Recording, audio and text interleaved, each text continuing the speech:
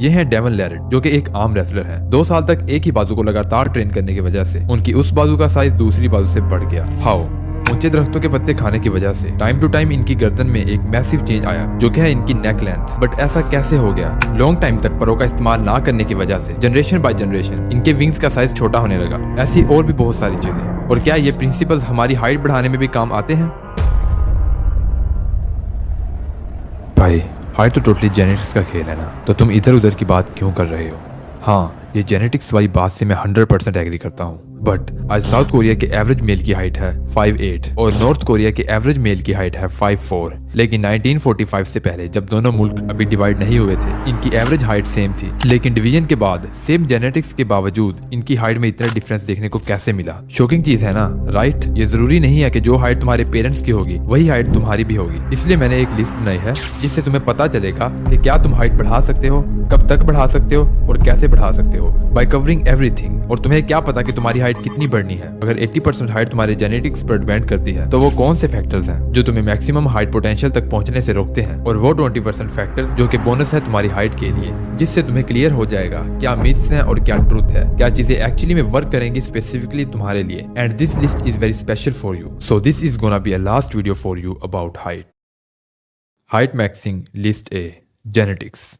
Height में genetics का बहुत बड़ा रोल होता है, लेकिन कुछ बॉडी प्रोसेस होते हैं जिससे तुम अपनी जेनेटिकल हाइट तक पहुंच सकते हो। तो अच्छे जेनेटिक्स होने के बावजूद भी तुम अपनी मैक्सिमम हाइट तक नहीं पहुंच सकते। अगर किसी वजह से ये प्रोसेस रुक गए, तो लिस्ट ए से तुम्हें ये जानने को मिलेगा कि ये चीजें कैसे वर्क करती हैं। इस लिस्ट में सबसे पहली चीज है ग्रोथ प्लेट्स। हमारी हर बोन्स के दरमियान में एक स्पेस होती है जहां कार्टिलेज प्रेजेंट होता है, जिसका काम है न्यू बोन सेल्स बनाना। जैसे जैसे सेल्स बनते जाते हैं, बोन्स की लेंथ बढ़ती जाती है। ड्यूरिंग प्यूबर्टी ये बोन सेल्स बहुत तेजी से बढ़ते हैं, इसलिए इस दौरान हाइट बहुत जल्दी बढ़ती है। जैसे जैसे हमारी एज बढ़ती रहती है, ये ग्रोथ प्लेट्स हार्ड होते रहते हैं, इवन क्लोज हो जाते हैं। तो जब ये ग्रोथ प्लेट्स क्लोज हो जाते हैं, तुम्हारे सेल्स बनना बंद हो जाते हैं और तुम्हारी हाइट बढ़ना भी बंद हो जाती है। तो हम ये कैसे जान सकते हैं कि क्या हमारी ग्रोथ प्लेट्स ओपन है या क्लोज है? कोई ऐसा स्पेसिफिक तरीका नहीं है जिससे हमें पता चल पाए क्या हमारी ग्रोथ प्लेट्स ओपन है या क्लोज। ये चीज टोटली तुम्हारे जेनेटिक्स पर डिपेंड करती है। किसी की 18 में लॉक हो सकती है, किसी की 20 में और किसी की 22 में। तो इन प्लेट्स को लॉक होने से पहले तुम मैक्सिमम ट्राई कर सकते हो कि तुम्हारी बॉडी में ज्यादा से ज्यादा सेल प्रोड्यूस हो और तुम्हारी बोन्स का लेंथ बढ़े। तो तुम हर वो काम कर सकते हो जिससे तुम्हारी बॉडी में ज्यादा से ज्यादा बोन सेल्स प्रोड्यूस हो। अगर तुम बोन सेल्स की प्रोडक्शन को बढ़ाना चाहते हो, तो सिर्फ एक चीज मैं बताना चाहता हूँ, वो है ग्रोथ हार्मोन।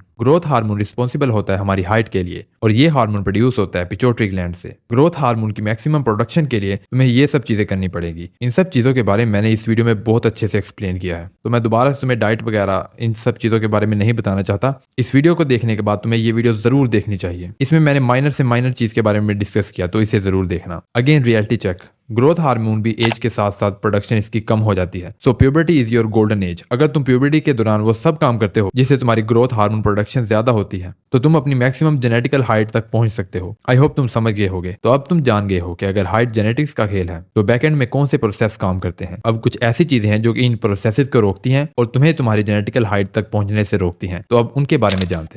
अगर तुम्हारी बॉडी में नॉर्मल रेंज से कम जीएच होगा, तो इसकी वजह से तुम्हारी bones, heart and muscles weak होंगे, तुम्हारा बॉडी फैट बहुत ज्यादा बढ़ जाएगा, ओवरऑल तुम्हारी प्यूबर्टी इफेक्ट होगी। और अगर तुम्हारी प्यूबर्टी इफेक्ट होगी, इसका मतलब है कि तुम्हारी हाइट इफेक्ट होगी। तो इस सूरत में तुम्हें किसी अच्छे से डॉक्टर के पास जाना है, जो कि तुम्हें पहले जाके दूध के डब्बे नहीं लिख देगा, जो कि अच्छे से फाइंड करने की कोशिश करेगा कि तुम्हारी बॉडी में कहाँ प्रॉब्लम है। क्या हार्मोन प्रोडक्शन सही तरह से नहीं हो रही, क्या तुम्हारे पिट्यूटरी ग्लैंड्स में कोई मसला है, या तुम्हारे थायराइड ग्लैंड्स में मसला है, या कोई और ही मसला है। इसके लिए वो डिफरेंट टेस्ट कर सकते हैं जिससे तुम्हारी एक्चुअल प्रॉब्लम का पता चलेगा, तो तुम उसे फिक्स करके अपनी हाइट को बढ़ा सकते हो। सो जेनेटिक्स वाले पार्ट से हमें सीखने को मिलता है, हमें ये नहीं पता है कि हमारी जेनेटिकली हाइट कितनी बढ़नी है। हमें जेनेटिकली हाइट तक पहुंचने के लिए ये प्रोसेस काम करते हैं। इन प्रोसेस में कोई प्रॉब्लम ना आए, इसीलिए ये काम करने जरूरी है। इन्हें जानने के लिए तुम इस वीडियो को देख लेना। हमें बस वो करना चाहिए जो चीज हमारे कंट्रोल में है, बजाय इसके कि हम रोने बैठ जाएं कि हमारे जेनेटिक्स अच्छे नहीं है। लेकिन एक और रास्ता है हाइट बढ़ाने का, खुद से कुछ नहीं बता रहा, सब साइंस है, जो कि है हमारी सेकंड लिस्ट बी। तो चलो इसे एक्सप्लोर करते हैं। Number 1, lifestyle and acquired inheritance. World war 2 के वक्त जब लड़ने के लिए लोगों को ढूंढा जा रहा था, फर्स्ट टाइम ये डिस्कवर किया गया, वो लोग जो खाते पीते और अच्छे इलाके से बिलोंग करते थे, इनकी हाइट के कंपेयर में वो लोग जो बहुत ही पुअर और पॉपुलेटेड इलाके से बिलोंग करते थे, इनकी हाइट में 1 से 2 इंच का फर्क था। तो अगर तुम किसी भी कंट्री की हाइट का अंदाजा लगाना चाहते हो, तो तुम्हें उस कंट्री के स्टैंडर्ड्स ऑफ लिविंग जानने पड़ेंगे। लाइक कैनेडा एंड स्पेन, इन लोगों की हाइट काफी अच्छी है क्योंकि वहाँ साइकिलिंग आम है। हर कोई नॉर्मल काम करने के लिए साइकिल यूज करता है और इनकी डाइट में प्रोटीन इंटेक काफी हाई रहता है। जब बात हमारे सर्वाइवल पर आती है, तो बॉडी वो हर काम करती है जिससे वो अपने सर्वाइवल को इंश्योर कर सके। इसकी बात हमने वीडियो के स्टार्टिंग में भी की थी और तुम इन बास्केटबॉल प्लेयर्स को देख सकते हो। क्या तुम्हें लगता है कि इनका कद इतना बढ़ना चाहिए था? बट रेगुलर कोशिश करने की वजह से बॉडी को सिग्नल जाता है कि ये चीज करना तुम्हारे लिए जरूरी है और बॉडी अपने अंदर चेंजेस अडॉप्ट करना शुरू कर देती है। ऐसी बहुत सारी एग्जांपल्स है। इसके लिए हमें क्या करना होगा इसका मैंने इस वीडियो में बताया है, अगेन इसे देख लेना। सेकंड इज वुल्फ लॉ, जो कि 1892 में डिस्कवर किया गया था। अकॉर्डिंग टू वुल्फ लॉ, हड्डियों पे रेगुलर स्ट्रेस पड़ने की वजह से बोन्स में माइक्रो फ्रैक्चर्स आते हैं और जब ये माइक्रो फ्रैक्चर्स रिकवर होती हैं, रिकवरी के बाद बोन्स की डेंसिटी बढ़ जाती है और जब तुम मसल्स गेन करते हो तब तुम बोन गेन करते हो और बोन्स ही है हमारी एक्चुअल हाइट। इसलिए साइंस ने काफी ज्यादा इस चीज पर रिसर्च की है, तो ये चीज एक्चुअल में काम आती है। तो एक्सरसाइज करने से तुम्हारी बोन्स की डेंसिटी बढ़ती है और डेंसिटी बढ़ने से तुम्हारी हाइट में फर्क आता है। Number 3, body stretch. तुमने भी इंटरनेट पे काफी सारी वीडियोस देखी होंगी, height increasing exercise like videos. Actually in exercise से तुम्हारी हाइट नहीं बढ़ती। इसका मकसद होता है कि तुम्हारी बॉडी अपने मैक्सिमम स्ट्रेच पर रहे, बट ग्रेविटी के नेगेटिव इफेक्ट की वजह से हमारी बॉडी नीचे झुकती रहती है। तुम्हें एक्सरसाइज करनी है ताकि तुम्हारे मसल्स मैक्सिमम स्ट्रेच पोजीशन पर रहें। इससे तुम्हें एक हाइट एडवांटेज मिलेगा। तो ये सब चीजें थी हाइट से रिलेटेड। इसके अलावा जितनी भी बातें हैं वो उनके फायदे की है जिन्हें तुम सुनते हो। तो इसके बाद तुम ये नेक्स्ट वीडियो देख सकते हो। इसके बगैर तुम्हारी नॉलेज अधूरी है। और तुम्हारे जितने भी कमेंट्स आते हैं, मैंने एक टेलीग्राम पेज बनाया, तुम वहां पर जाकर मुझे ज्वाइन कर सकते हो। हर हफ्ते मैं तुम्हारे कॉमन क्वेश्चन का आंसर दिया करूंगा।